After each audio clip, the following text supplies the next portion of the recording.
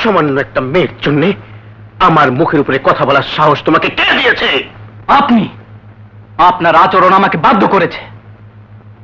আর আপনি হয়তো জানেন না, এই সামান্য মেয়েটি এই মহলে আপনার পুত্রবধূ হয়ে আসবে। পুত্রবধূ? হ্যাঁ, পুত্রবধূ। হতে পারে না, হতে পারে না, কিছুতেই হতে পারে না।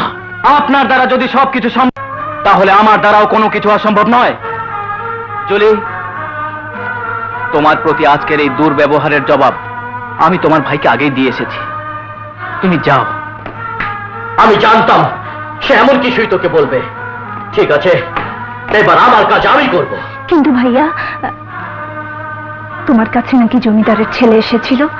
হ্যাঁ। কি বলেছে?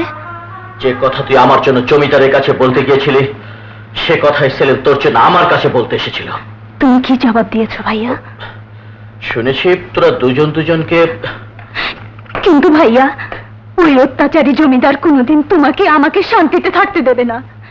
তোমার আমার সবকিছু ভুলে যাওয়া উচিত ভাইয়া। চলে, তুই তো ভালো করেই জানিস আমি কোনোদিন অন্যায়ের কাছে মাথা নত করি না। না ভাইয়া না, তোমার যদি কিছু হয় তাহলে আমি বাঁচবো কাকে নিয়ে? তাই বলছি তুমি ওসব বলে যাও না। একটি মেয়ে আমার জন্য থুকে থুকে মরবে আর আমি? না, এ হতে পারে না, কিছুতেই না। দেওয়ান শোনো, আজ রাতেই রাজু আর তার বোনকে মেরে ফেলো। আমি ওই দুজনার লাশ দেখার আগ পর্যন্ত ক্ষান্ত হব না। যাও।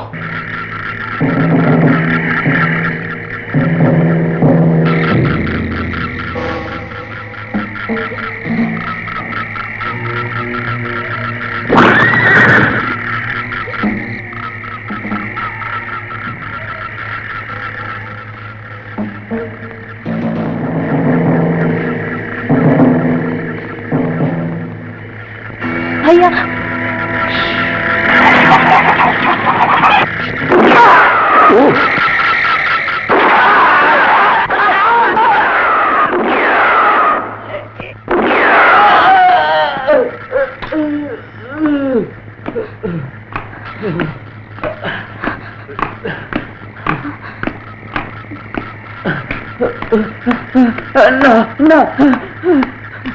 যান, জমিদারকে গিয়ে বলবেন আমি কাল আসছি। আর জাবিন যদি সবার সম্মুখে বলে সে আমাকে ভালোবাসে, তাহলে ওকে দুনিয়ার কোন শক্তি মহলে আটকে রাখতে পারবে না। যান। জি হুজুর, সে যা বলেছে আমি আপনাকে তাই বললাম।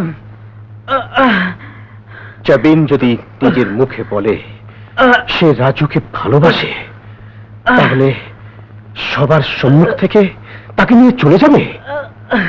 কিন্তু তা আমি কিছুতেই হতে দেব না। কি বললি ড্যাডি? আমি ঠিকই বলছি। শোনো, কাল তোমার জন্মদিন, অনেক অতিথি আসবে। আর রাজু যদি আসে তাহলে ওকে বলবে ওকে তুমি ঘৃণা করো। যদি এ কথা না বলি? তাহলে তোমার সম্মুখে ওকে আমি গুলি করে মারবো। আর তুমি ভালো করেই জানো আমার সিদ্ধান্তের কোনো নড়চড় হয় না। এই আমার প্রথম ও শেষ কথা, কথাটা মনে রেখো।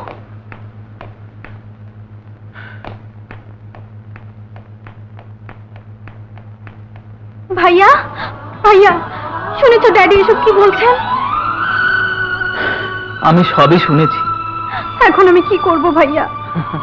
প্রেম করেছিস তুই, আর এখন সিদ্ধান্তও তুই নিবি।